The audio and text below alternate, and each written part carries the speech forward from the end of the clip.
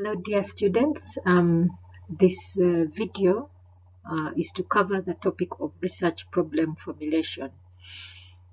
Now, we have talked extensively about research problems. We have done an assignment where we are expected to identify a research problem. And I hope this video will help to emphasize what a research problem is, because at the end of it, you have an assignment in your groups to formulate a research problem as IT students. So I greet you once again and I welcome you to this pre-recorded class. So first of all, what is a research problem? We have discussed it extensively, but let's discuss it a little bit more. On this slide, we see that a research problem refers to some difficulty which a researcher experiences. Yeah, key point being a researcher, which a researcher experiences. So you must see this in terms of you have to see yourself as a researcher first. So as a researcher, for example, if I look at myself as Sheba, I am many things. I am somebody's sister, I am somebody's auntie, I am somebody's niece, I'm somebody's daughter, I'm somebody's friend. But I'm also a researcher. So as a researcher, being a researcher is completely separate from all the other things that I experience. So when I say I'm a researcher, what does that then mean? It means that there's some difficulty I must have experienced through literature I have been doing, or through research I have actually been participating in. So you must think of this in terms of yourself as a researcher. Now, this may be a little bit difficult because you're just encountering the experience, but nonetheless embrace it. So the researcher would have experienced it most likely through literature, through scouring through scholarly literature. We have already discussed what scholarly literature is. So this difficulty would either be theoretical or practical. Yeah, a theoretical or practical situation. We have seen already some of these. We did an assignment. The last assignment you did, you picked out several articles. Specifically, 2 articles were done. The first was the action research article, which focused on a groupware application that was applied within an organizational context. Now, the researchers' problem was that all research that had been done using groupware had been done in an experimental laboratory setting, but had not been done in a practical setting. So they needed to know how groupware would perform, considering the complexities that exist within an organization. That was their research problem. Okay. So again, we said it could be theoretical, it could be practical. The next thing this slide talks about, it says a research problem is the first and foremost step in research, in the research process. We're going to look at the research process, or what your research will go through, but it's the first and foremost step that you first take. You must have identified a research problem. So it's the beginning of research. As IT people, we automatically think of developing applications, but we haven't identified what the research problem is. Why are we developing this application? For what purpose? What is the research problem? The research problem. I'll keep emphasizing that. Now, the problem can either be a real-life situation. It may also refer to a set of opportunities. Yeah. For example, the groupware application, that was a real-life application, a real-life situation. The other, a set of opportunities, could refer to other researchers pointing to the fact that this has not been done, or we are proposing that this application will do this. So this is my opportunity to report to the research world whether this works or not, or does not work. Now, let us go back to types of research, which we have looked at. Types of research, research approaches, and these things are interconnected in research. They are very much interconnected. That is the scientific process. It must follow a logical process where every step explains the step before and the step after. Okay, so the research problem is tied to the type of research that you're doing. So we looked at qualitative research and quantitative research. Yeah. So the type of research will also lead you, or the problem may lead to the type of research that you choose to follow, the philosophical approach you choose to follow. Look at their research problems which refer to the state of something, the states of nature of something, where we wish to understand the state of nature of something. For example, the state of business efficiency in institutions after an IT application. For example, many times we say, like the groupware application article, there was a general belief, and still belief, that these would improve collaboration and communication within organizations. Well, that's the issue now we want to put to test. Is that necessarily true? That's what they wanted to put to test. Was that necessarily true, or were there underlying issues? So they were trying to discover the state of nature of that particular assumption. So that type of research falls towards qualitative research, where you're trying to understand the nature of something. The second type of problem is one which relates to relationships between variables. Now, the minute we talk about variables, if you're listening to our previous research, then you know that we are referring to quantitative research, relationships between variables. Yeah, so which means you have predefined variables and you want to determine the relationship. So here is an example. The lack of chemical fertilizer is the main cause of low production of grain food. Yeah, that is something that we can research. This side in Fort Portal, we are tea farmers. Majority of us are tea farmers, and as farmers, we know that if we do not apply fertilizer, that means our production levels will go low in that particular season. Yeah, that is what we believe. Now, a scientist can decide to say, is this necessarily the case? Is this what's causing low tea production in Uganda right now? Or could it be the changing weather patterns or things like that? So a researcher can try to find out, try to have that kind of perspective. On the IT side, we can also consider another perspective. We can have high-level programming languages, for example, like Java, can produce really robust IT systems, but they may also reduce performance levels because they're high level.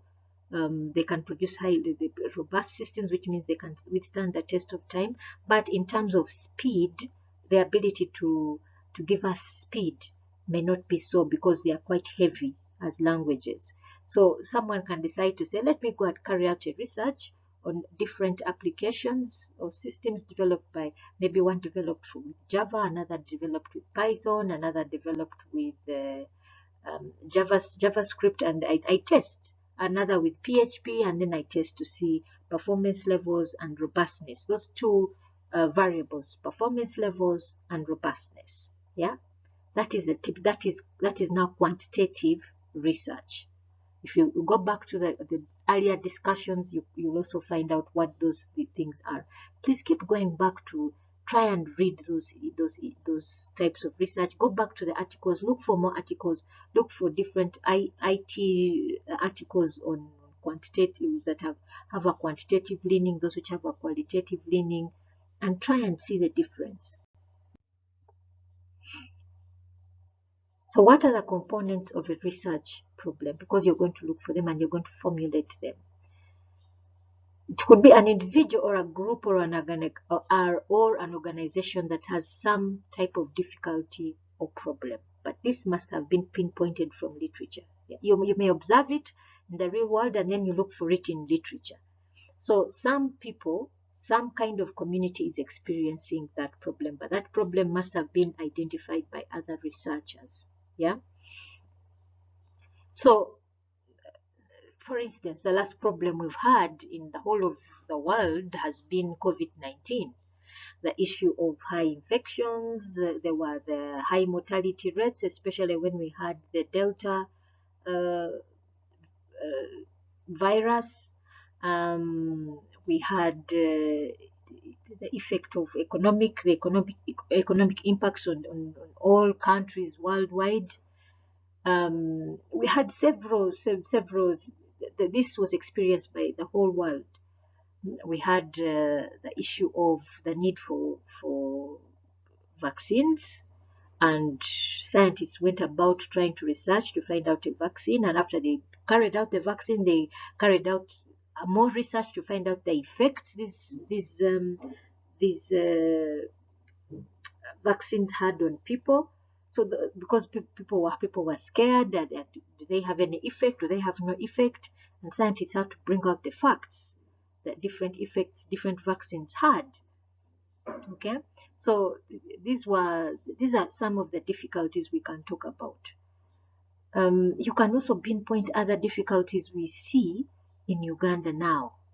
Okay, we have certain opportunities that have come. Some of you, I notice you're now part of the AI, the artificial intelligence or machine learning group with Dr. Rahman Sanya.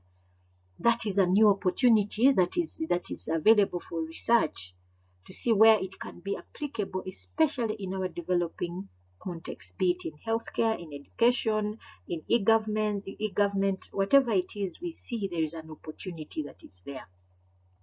So all that difficulty or research problem has some objective to be attained. You have some objective that is to be attained. For example, the scientists who were carrying out research on vaccines, the objective was to find a possible viable vaccine to reduce mortality rate or the high the big impact COVID could have on somebody who is infected. That was the main objective. The main objective of carrying out research after vaccination was to find out the effects of the vaccine, if there were dire effects or adverse effects that may cause us harm, and also to alleviate fears with the communities, because there were many conspiracy theories that came out. Oh, this is I don't know whether they are if they are actually theories of conspiracy. I really don't know if that is true, but of course there are a lot of beliefs that maybe this is an opportunity certain powers in the world are taking to kill off a certain number of people in the world. But anyway, those researchers had an objective. If you look at the articles that we looked at, the researchers had an objective. There was an objective they wanted to attain. So that objective is what we are trying to attain when we carry out our research. And this objective is guided by the research problem. Yeah. Now, the other thing also we notice about research problems that there's an alternative means for attaining the objective. You as a researcher must actually pinpoint other alternatives, but you have chosen this alternative. Okay? So I'll give you an example. Many of us in IT will say we are going to develop a system because it's going to bring about efficiency. We must, however, acknowledge that that is not the only way to bring about efficiency. Okay? That's not the only way. And sometimes even your solution may actually be a problem for others. Yeah, IT solutions may actually be problematic rather than a solution to a particular problem. So this is also something we must pinpoint when as we are discussing our research problem. We must bring out the other alternatives. But however, you may say the alternative of using this IT solution has not yet been tried, maybe in this context, and this is going to be our first attempt. Argue it in that format. Now, you may also argue out in the other way that there may be doubt from the researcher as far as the effectiveness of these alternatives, and you may argue it that way. Yeah. For example, most of the times we say in IT, that we bring in automated system because the paper-based system is highly ineffective. You can bring out those arguments, but you don't make your argument definitive. Yeah, it's not a selling point. This is about research.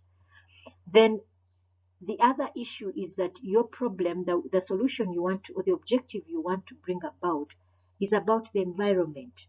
Remember the article on action research. Their research was not to say that groupware applications do not bring about collaborative and communicative efficiency. That wasn't the objective. The objective was that they want to change the environment in which the research is done. Before it was done in a laboratory environment, now they want to do it in a live environment. So for us, especially now for you IT students here, you have the great advantage of saying that you're applying you're going to implement your solution in a developing context. For example, if you're developing a system for a school in rural Uganda, yeah. So I remember somebody gave an example of a report tracking or results tracking system for a secondary school. You can say, I want to attempt it for St. Mary's, which is a typically rural school. And putting it in that environment, you try to determine what are issues within that environment that may affect its efficiency, may support or affect its efficiency, and you report that. Okay. How would we select our research problem? Because as you read, it's going to be it can become a challenge, especially picking a research problem that is doable or that is acceptable. One of the first and most important thing, do not do something that has been overdone. Try your level best to read through other research. One of the biggest problems is, although undergraduate research it's rarely published, but your supervisors have seen it.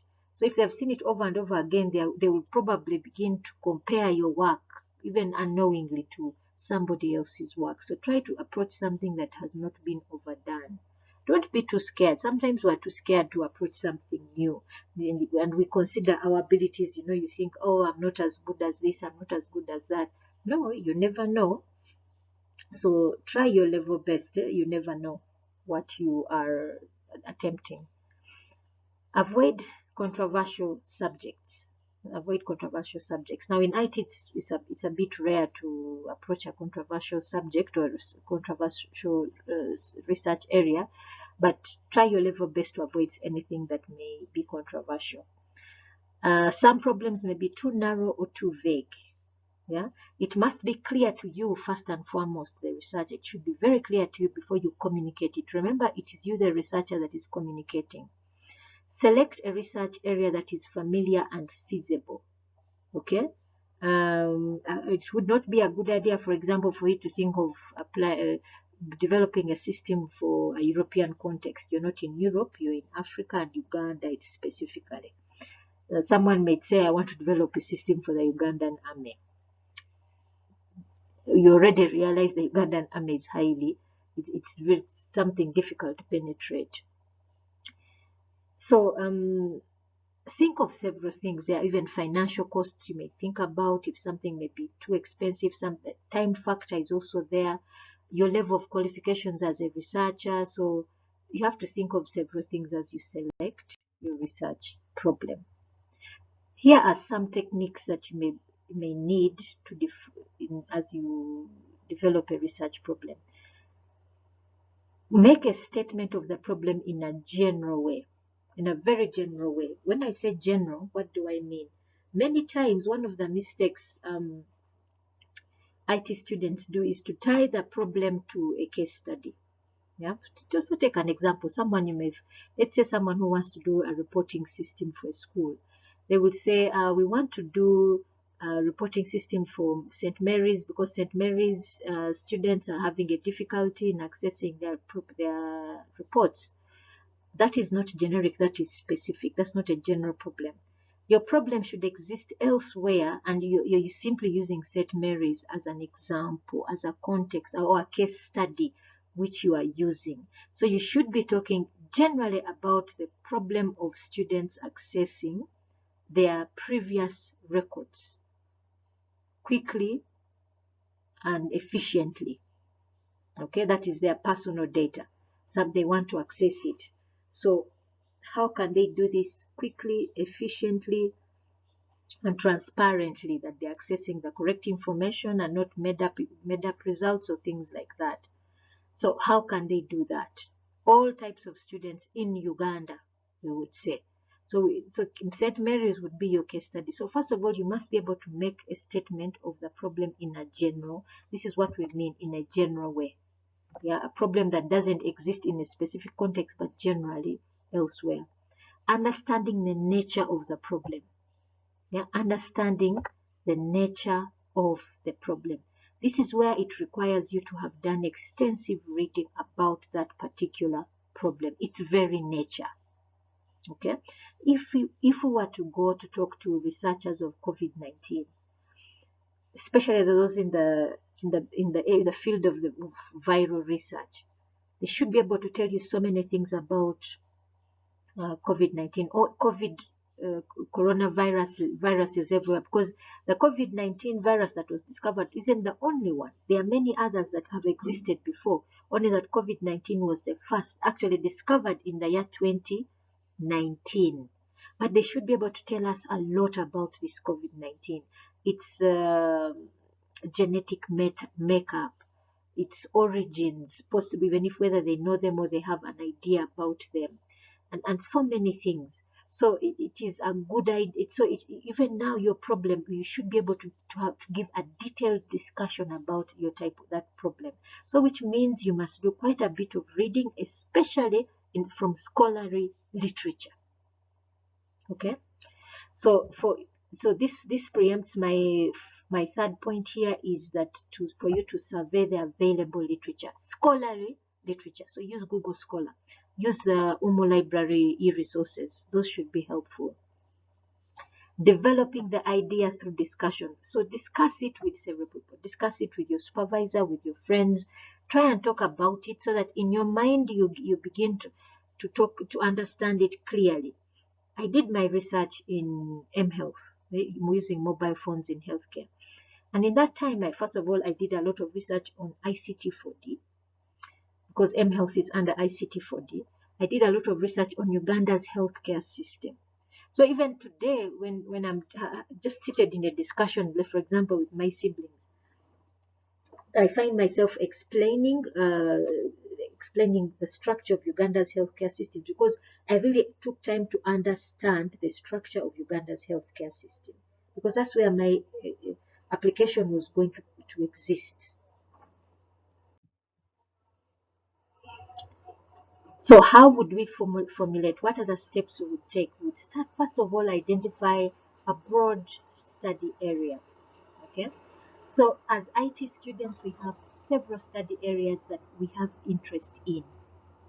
Like I said, some of you, I saw you in the AI or machine learning group, WhatsApp group that Dr. Rahman Sanya created. So someone might say, I'm interested in artificial intelligence. Another person will say, I'm interested in cybersecurity. Another in ICT4D, like in my case, something in the field of healthcare or education or otherwise. Another in mobile computing. Yeah, another person may say, I'm interested in creating a mobile app. So that kind, your research, you select that area, the area that you're interested in.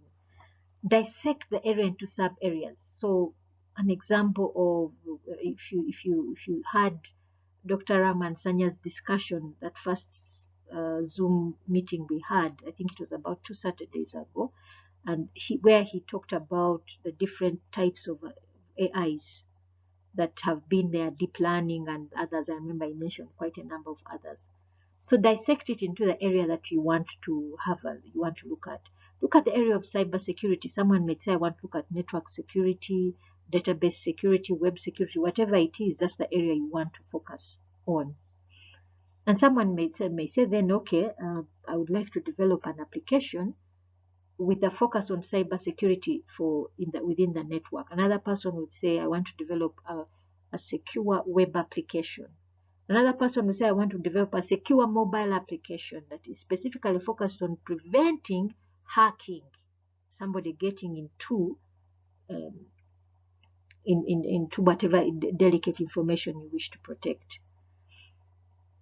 Then mark up your interests, because you're not going to study everything. Even as you're discussing, one of the challenges, I'll give you an example. One of the challenges I have as a supervisor is when I'm reading somebody's dissertation, maybe somebody wants to develop a system for agriculture, specifically for agriculture farmers. But the person starts talking about ICT for this, starts talking about healthcare, starts talking about, you're going all over the place. Simply focus on the area that is of interest to you. Focus on the area that is of interest to you. Don't go outside. The reader doesn't have a lot of time. Yeah. From there, develop your research question or objective. Yeah.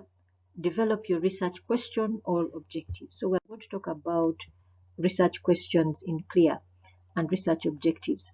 When we talk about a research question and or objective, we're stating something clearly. That is what we want to attain, and which would have been developed from your research problem. What is it that I want to attain? Now, in this video, I'm going to use the word research question and research objective interchangeably. Reason being, with UMU, what is normally used in UMU is for, especially for undergraduates, is the issue of a research objective. But essentially, at the back of your minds, you must know that all research begins with an objective. All research begins with an a question, a research question. Now you can turn that question into an objective. So your objective must be clearly stated. Yeah. So your objective or research objectives must emerge from a research question. Which research question should have been raised from your research problem that you identified? So here I give an example. Is what effect does daily use of Twitter have on the attention span of under 16s? Yeah, that is clearly stated. When somebody reads this, they know exactly what the researcher intends to do. Remember, you're writing for your supervisor and your second reader. They are the ones to mark you. So clearly stated. The minute it's vague, the minute in the mind of that researcher, your marks are going down. So start with the main objective, which is then divided into sub-objectives. Okay? So look at, and when we look at the main or the sub-objectives, each sub-objective or sub-research question should help answer the overall main objective or overall main research question. Each one of them. Let me give you an example. Let us say I am sick. Aisha Banyakaisike, I am sick. I don't feel well. I have an overall objective to get better. That's my overall objective. It is to get better. So one can ask me then, how would I get better? My first specific objective would be, I find a nearby healthcare clinic or hospital where I can see a doctor. That's so my first is to find a nearby healthcare facility, preferably a good one, because I'm in the village. It has to be, I have to think in terms of, is it a good one, or is it something that will help me or not? Okay, because they are being in the village, there are some which may have somebody who is not fully qualified or something like that. So those are the first things. Second objective, once I'm there, is to ensure that I have money to pay for the healthcare services that I will receive. Number 3, I must also have available food, because any treatment comes also with good nutrition, drinking, and so on and so forth. Then number 4, I should have a plan to actually take my medication. Those 4 things, those 4 would be my specific objectives, would all lead to me getting better. My overall objective of getting better. Those 4 specific objectives. So you must think of your research in those terms. Yeah. So think in terms of, let us say, your overall objective. Let's say somebody has noticed that in general schools, secondary school students have difficulty in accessing their past records, maybe for whatever reason they have difficulty in accessing them, maybe because of the way they are currently stored. Maybe it's manual, things like that. The school doesn't have adequate personnel to constantly have constant requests from students to access. And then someone says, okay, my objective is to develop a system to improve access. And so the person then goes ahead and says, so what would be my first objective? My first objective is to study the processes of how these results are stored and retrieved, and by who. Basically study those business processes and context. Then from that, next step is design a system based on those processes that they have identified. Then after designing it, I test and implement. And after testing and implementing, I evaluate. The last objective is to evaluate, to actually see if my overall objective of improving using an automated system has actually been achieved. So you see, those objectives I've laid out have all answered the first generic objective or research question. Okay. So I'm going to look at specifically qualitative research questions, because for most of us, this is where we're going to lie. Rarely will any of you do quantitative, but let me focus on this because I'm sure most of this is where you will actually fall. We can have a discussion on quantitative. I can also give you that, but let's focus on this. So first of all, what is a qualitative research question? First of all, a qualitative research question does not assume anything. Remember, when we talked about quantitative research, you have predefined variables. So with the qualitative, you don't have any predefined variables. You're seeking, you're exploring something, a broad area of a broad phenomena.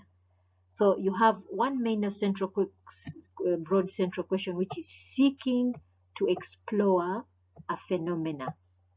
Seeking to explore. We've discussed this before. I really hope I'm driving the point home.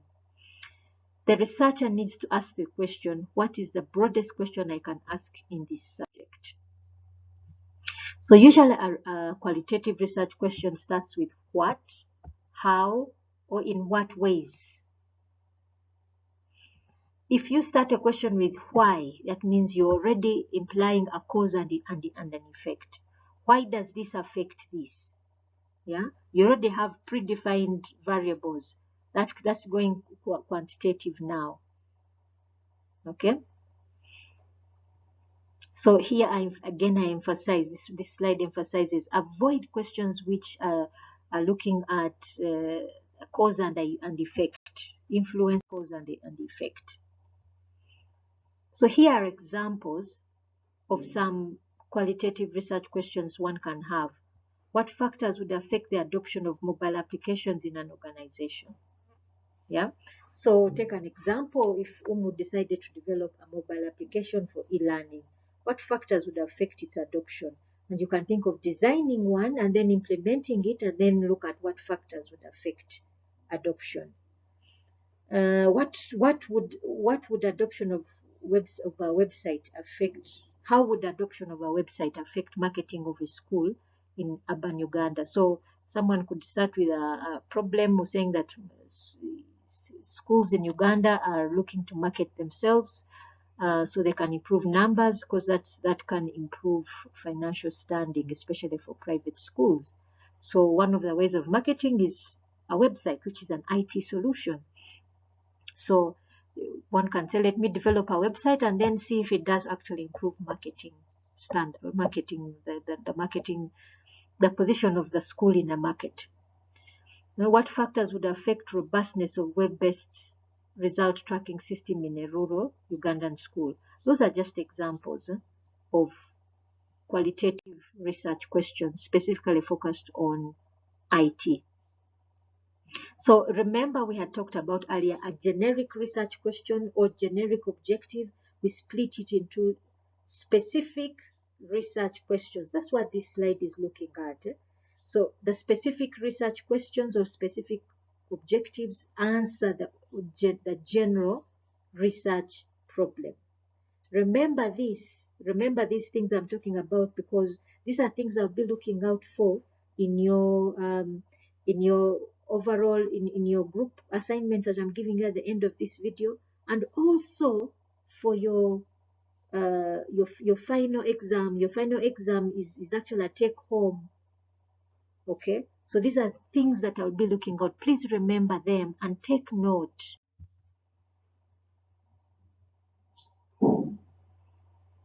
Now you can actually turn some of your specific questions into your interview guides, or items that you look out for to observe. I gave you an example earlier of somebody who is trying to develop a website for, sorry, not a website, but a school tracking, a report tracking system. If your first specific objective is to try and study how results are collected and stored in a school, then the first thing is you try to determine how those things are done. So if you went to the school, those would be some of your interview questions. Then you can also use that to observe documents, if they have any documentation policies written down on how results must be kept and by who and accessed by who. So these are things that you probably want to study, and then your system should imitate those particular documents. So so your specific research questions can guide your interview guides and observation checklist. You should have exploratory verbs like discover, seek, explore, describe, things like that. Yeah, and you see, if you each of them actually points to a type of research method. When you're exploring, it's a case study, and most of the time when we're trying to explore, to determine, to identify, those are exploratory verbs. So that is normally points to a case study. Describe the experience, that's a phenomena. Seek to understand. This is when let's say if you're looking at adoption, why someone is failing to adopt something or not, that there you're seeking to understand. And that's typical ethnography.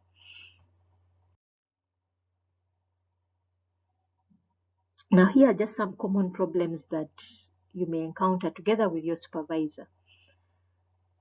If you decide to deciding which area to look at from a range of issues that interest you, this is when you fail to pinpoint a specific area you want to look at, and you normally see this in somebody's writing. They are talking about so many things at the same time, and then you ask them, but what exactly do you want to do?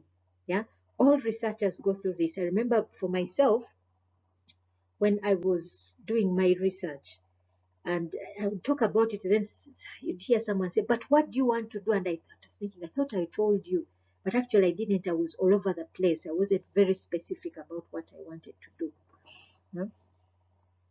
Not being able to think of any area or topic you find sufficiently interesting. And this can be very common. You find a student coming to you saying, I really don't know what to do. What do you suggest? And it's very difficult to tell somebody, you do this, especially if it's not of interest to them.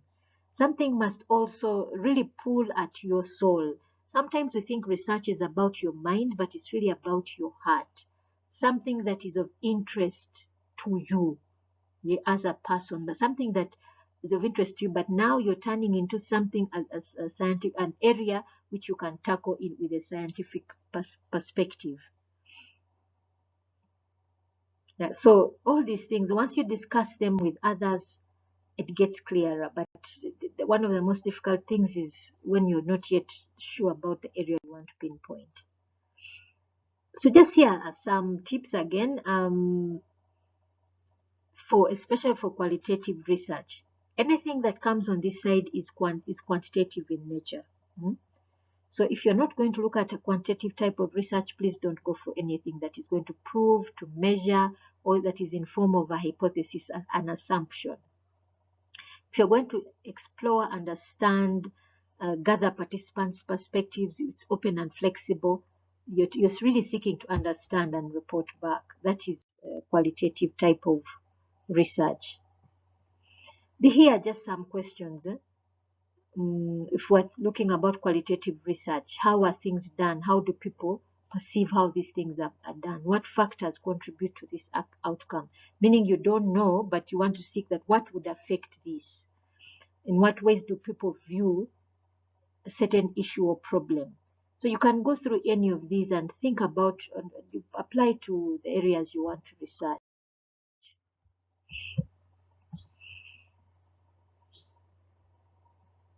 So our research questions can be descriptive, ask about what actually happens. They can be interpretive, to ask the meaning behind what is involved. They can be theoretical, ask about why those things happen. Now, your research, there can be a good or bad research question. You can go through this at your own time. There are things I've been saying all over and over again, but this simply pinpoint. Again, let me come back to the area of a research question having a central research question or research objective, and then specific research questions or specific research objectives. So we come finally to your assignment. So go back to your groups, select a broad research area of your interest. Identify a research area and a research problem in this field. Yeah, a research area and then a research problem. Formulate a research questions with its sub-questions, or you can formulate a research objective and its specific research objectives. Then identify a method that will help you answer your research question. Present this to the class on the 29th of June. So with that, I thank you for listening, and I will post up a discussion forum for any questions you might have immediately after I've uploaded the video. Thank you for listening.